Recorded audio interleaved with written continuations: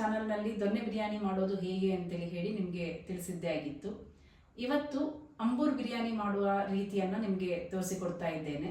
ತುಂಬಾ ಸಿಂಪಲ್ ಆಗಿ ಇದನ್ನು ಮನೆಯಲ್ಲೇ ಮಾಡ್ಕೊಳ್ಬೋದು. ಹೇಗೆ ಮಾಡ್ಕೊಳ್ಳೋದು ಅನ್ನೋದನ್ನು ನೋಡೋಣ ಬನ್ನಿ. ಅಂಬೂರ್ ಬಿರಿಯಾನಿ ಮಾಡಲು ಬೇಕಾಗುವಂತಹ ಇಂಗ್ರೀಡಿಯೆಂಟ್ಸ್: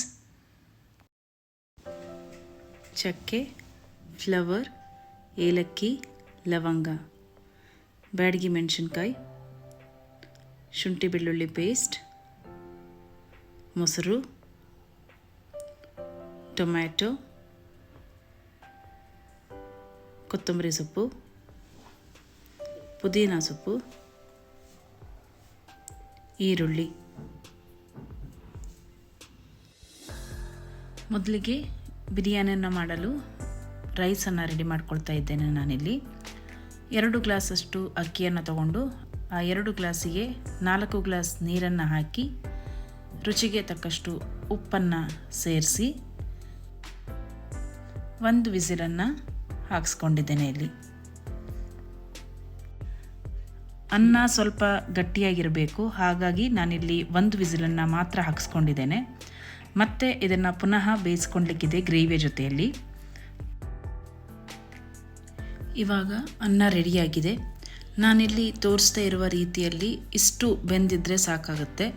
1 ವಿಸಿಲನ್ನು ಹಾಕಿದರೆ ಸ್ವಲ್ಪ ಗಟ್ಟಿಯಾಗೇ ಇರುತ್ತೆ. ಇನ್ನೂ ಕೂಡ ಬೇಯಿಸ್ಕೊಳ್ಳುವ ಕಾರಣ ಸ್ವಲ್ಪ ಗಟ್ಟಿಯಾಗಿ ಬೇಯಿಸ್ಕೊಂಡ್ರೆ ಚೆನ್ನಾಗಿರುತ್ತೆ.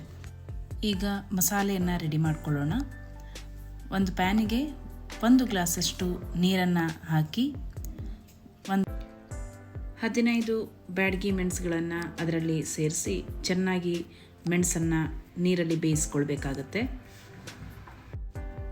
ಇವಾಗ ಬೆಂದಿರುವಂತಹ ಬ್ಯಾಡಗಿ ಮೆಣಸುಗಳನ್ನು ಒಂದು ಮಿಕ್ಸಿ ಜಾರಿಗೆ ಹಾಕಿ ಚೆನ್ನಾಗಿ ಪೇಸ್ಟ್ ಮಾಡ್ಕೊಳ್ಳೋಣ. ಇವಾಗ ಕುಕ್ಕರಿಗೆ ಸ್ವಲ್ಪ ತುಪ್ಪವನ್ನು ಹಾಕಿ ನಂತರ ನಾವೇನು ಸ್ಪೈಸಸನ್ನು ತಗೊಂಡಿದ್ದೇವೆ ಅದನ್ನು ಸೇರಿಸ್ಕೊಳ್ಳೋಣ. ಚಕ್ಕೆ, ಏಲಕ್ಕಿ, ಲವಂಗ, ಫ್ಲವರ್ ಇವುಗಳನ್ನು ಹಾಕಿ ಸ್ವಲ್ಪ ಫ್ರೈ ಮಾಡ್ಕೊಂಡ ನಂತರ ನಾವು ಕಟ್ ಮಾಡಿ ಇಟ್ಕೊಂಡಿರುವಂತಹ ಆನಿಯನನ್ನು ಸೇರಿಸ್ಕೊಳ್ಳೋಣ.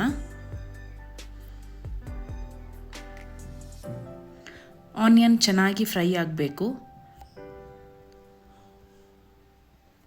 ಚೆನ್ನಾಗಿ ಎಣ್ಣೆಯಲ್ಲಿ ಅಥವಾ ತುಪ್ಪದಲ್ಲಿ ನೀವು ಯಾವುದು ಬೇಕಾದರೂ ಕೂಡ ಇಲ್ಲಿ ಹಾಕ್ಕೊಳ್ಬೋದು. ಎಣ್ಣೆ ಬೇಕಾದರೆ ಎಣ್ಣೆ ಹಾಕ್ಕೊಳ್ಬೋದು, ಇಲ್ಲ ತುಪ್ಪ ಬೇಕಾದರೆ ತುಪ್ಪವನ್ನು ಹಾಕ್ಕೊಳ್ಬೋದು, ಇಲ್ಲ ಎರಡನ್ನೂ ಕೂಡ ಮಿಕ್ಸ್ ಮಾಡಿ ಕೂಡ ಸಮ ಪ್ರಮಾಣದಲ್ಲಿ ತಗೊಂಡು ಮಿಕ್ಸ್ ಮಾಡಿ ಕೂಡ ಹಾಕ್ಕೊಳ್ಬೋದು. ಚೆನ್ನಾಗಿ ಎಣ್ಣೆಯಲ್ಲಿ ಈರುಳ್ಳಿ ಫ್ರೈ ಆದ ನಂತರ 1 ಟೇಬಲ್ ಸ್ಪೂನಷ್ಟು ಜಿಂಜರ್ ಗಾರ್ಲಿಕ್ ಪೇಸ್ಟನ್ನು ಹಾಕ್ಕೊಳ್ಬೇಕು. ಅದನ್ನು ಕೂಡ ಚೆನ್ನಾಗಿ ಎಣ್ಣೆಯಲ್ಲಿ ಫ್ರೈ ಮಾಡಿ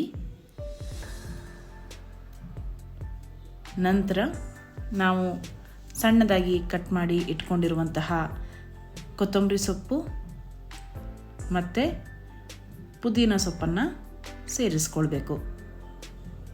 ಇಲ್ಲಿ ಸ್ವಲ್ಪ ಕೊತ್ತಂಬರಿ ಸೊಪ್ಪು ಮತ್ತು ಪುದೀನ ಸೊಪ್ಪನ್ನು ಸೇರಿಸ್ಕೊಂಡ್ರೆ ಸಾಕಾಗುತ್ತೆ. ಇನ್ನು 1 ಕಪ್ ಆಗುವಷ್ಟು ನಾವು ತಗೊಂಡಿದ್ದೇವೆ. ಅರ್ಧ ಕಪ್ಪನ್ನು ಮಾತ್ರ ಇಲ್ಲಿ ಸೇರಿಸ್ಕೊಂಡು ಇನ್ನು ಅರ್ಧ ಕಪ್ಪನ್ನು ಮತ್ತೆ ಪುನಃ ನಾವು ಸೇರಿಸ್ಕೊಳ್ಲಿಕ್ಕಿರುತ್ತೆ. ಇವಾಗ ಇಲ್ಲಿ ಅರ್ಧ ಕಪ್ಪಷ್ಟು ಮಾತ್ರ ಇಲ್ಲಿ ಸೇರಿಸ್ಕೊಳ್ಳಿ. ಅದು ಸ್ವಲ್ಪ ಫ್ರೈ ಆದ ನಂತರ ಅದಕ್ಕೆ ನಾವು ಏನು ಮೆಣಸಿನ ಪೇಸ್ಟನ್ನು ಮಾಡಿ ಇಟ್ಕೊಂಡಿದ್ದೇವೆ, ಬ್ಯಾಡಗಿ ಮೆಣಸಿನಕಾಯಿ ಪೇಸ್ಟನ್ನು ಏನು ಮಾಡ್ಕೊಂಡಿದ್ದೇವೆ ಅದನ್ನು ಈ ಒಂದು ಮಿಶ್ರಣಕ್ಕೆ ಸೇರಿಸ್ಕೊಳ್ಬೇಕು. ಇಲ್ಲಿ ಆ ಮೆಣಸಿನ ವಾಸನೆ ಹೋಗುವವರೆಗೂ ಕೂಡ ಚೆನ್ನಾಗಿ ಫ್ರೈ ಮಾಡ್ಕೊಳ್ಳಿ.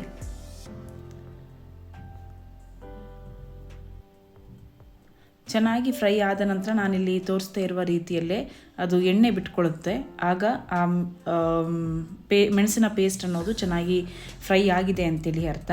ಇವಾಗ ಪುನಃ ನಾವು ಎಣ್ಣೆಗೆ ಆ ಒಂದು ಮಸಾಲೆಗೆ ಆನಿಯನನ್ನು ಸೇರಿಸ್ಕೊಳ್ಬೇಕಾಗುತ್ತೆ.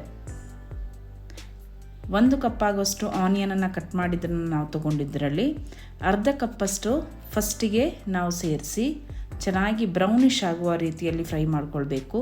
ಇನ್ನರ್ಧ ಕಪ್ಪನ್ನು ಇವಾಗ ಸೇರಿಸ್ಕೊಂಡು ಫ್ರೈ ಮಾಡಿಕೊಂಡು ಅದಕ್ಕೆ 1 ಕಪ್ ಆಗುವಷ್ಟು ಟೊಮೆಟೊವನ್ನು ಆ್ಯಡ್ ಮಾಡಿಕೊಳ್ಬೇಕು. ಟೊಮೆಟೊ ಚೆನ್ನಾಗಿ ಬೇಯಬೇಕು.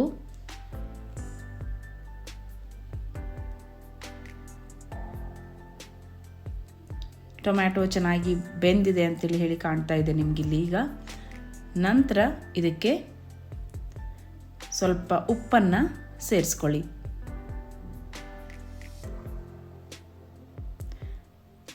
ಇನ್ನು 1 ಕಪ್ ಆಗುವಷ್ಟು ಮೊಸರನ್ನು ಆ್ಯಡ್ ಮಾಡ್ಕೊಳ್ಳಿ. ಮೊಸರನ್ನು ಆ್ಯಡ್ ಮಾಡ್ಕೊಂಡ ನಂತರ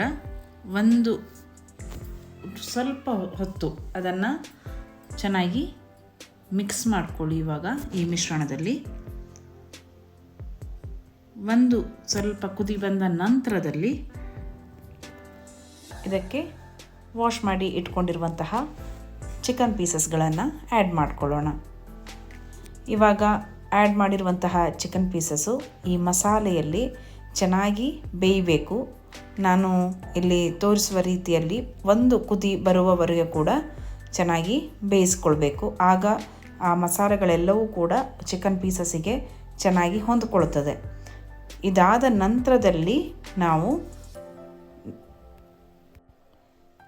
ಇದಕ್ಕೆ ಮೊದಲೇ ಕಟ್ ಮಾಡಿ ಇಟ್ಕೊಂಡಿರುವಂತಹ 1/2 ಕಪ್ ಆಗುವಷ್ಟು ಕೊತ್ತಂಬರಿ ಸೊಪ್ಪು ಮತ್ತು ಪುದೀನ ಸೊಪ್ಪನ್ನು ಮೊದಲೇ ಸೇರಿಸ್ಕೊಂಡಿದ್ದೇವೆ.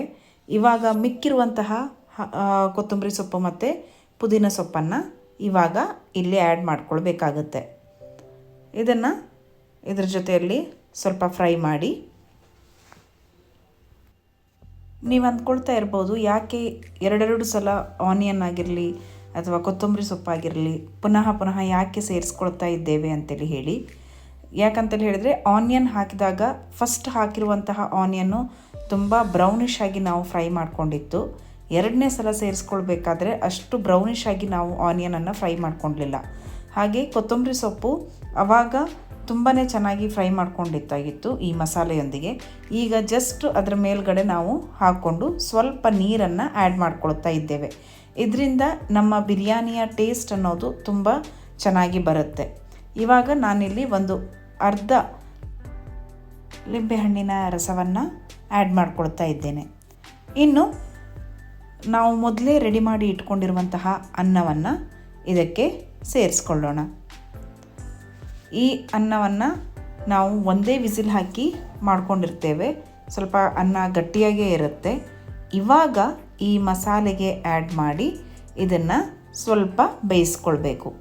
ಇವಾಗ ಆ ಬಿರಿಯಾನಿಯ ಮಸಾಲ ಎಲ್ಲವೂ ಕೂಡ ಚೆನ್ನಾಗಿ ಅನ್ನಕ್ಕೆ ಹೊಂದ್ಕೊಳ್ಳುತ್ತದೆ.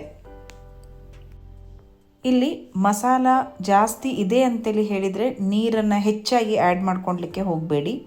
ಸ್ವಲ್ಪ ಮಸಾಲೆ ತಿಕ್ಕಾಗಿದೆ ಅಂತೇಳಿ ಹೇಳಿದರೆ 1 ಗ್ಲಾಸ್ ಆಗುವಷ್ಟು ನೀರನ್ನು ಆ್ಯಡ್ ಮಾಡ್ಕೊಳ್ಳಿ ಇಲ್ಲಿ. ಇನ್ನು ನಾನು ಇಲ್ಲಿ ಪುನಃ ಕುಕ್ಕರಿಗೆ ಹಾಕಿಬಿಟ್ಟು ವಿಸಿಲನ್ನು ಹಾಕಿಸ್ತಾ ಇಲ್ಲ. ಜಸ್ಟ್ ನಾನು ಲಿಡ್ ಕ್ಲೋಸ್ ಮಾಡಿ 10 ಮಿನಿಟ್ಸ್ ಅಷ್ಟು ಬಿಟ್ಟಿದ್ದೇ ಆಗಿತ್ತು. ಇವಾಗ ನಮ್ಮ ಅಂಬೂರ್ ಬಿರಿಯಾನಿ ಅನ್ನೋದು ರೆಡಿಯಾಗಿದೆ. ತುಂಬಾ ಚೆನ್ನಾಗಿ ಬಂದಿದೆ. ಮಸಾಲೆ ಎಲ್ಲವೂ ಕೂಡ ಚಿಕನಿಗೆ ಚೆನ್ನಾಗಿ ಹೊಂದಿಕೊಂಡಿದೆ. ನಿಮಗೆ ಈ ರೆಸಿಪಿ ತುಂಬಾ ಇಷ್ಟ ಆಗ್ಬೋದು ಅಂತೇಳಿ ಹೇಳಿ ಅಂದ್ಕೊಳ್ತೇನೆ. ಮನೆಯಲ್ಲಿ ಒಮ್ಮೆ ಟ್ರೈ ಮಾಡಿ ನೋಡಿ. ಇಷ್ಟ ಆದಲ್ಲಿ ಕಮೆಂಟ್ನ ಮೂಲಕ ನನಗೆ ತಿಳಿಸಿ. ನನ್ನ ಚಾನಲ್ನ ಲೈಕ್ ಮಾಡಿ, ಸಬ್ಸ್ಕ್ರೈಬ್ ಮಾಡಿ. ಹೀಗೆ ನನ್ನನ್ನು ಸಪೋರ್ಟ್ ಮಾಡ್ತಾಯಿರಿ. Thank you.